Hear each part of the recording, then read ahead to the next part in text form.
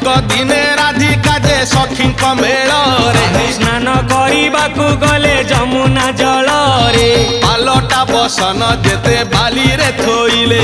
सुना अलंकार जेते देहरु काढ़िले जमुना जल रे काले हजी जीव बोली कानरु सुना ताटक राधा देले खोली ललिता विशाखा अष्ट सखी संगे राई जल क्रीड़ारे मातिले कौतुक होई एही समय रे चिल पखी हे सुनार ताटक नेला टेकी हे सुनार ताटक नेला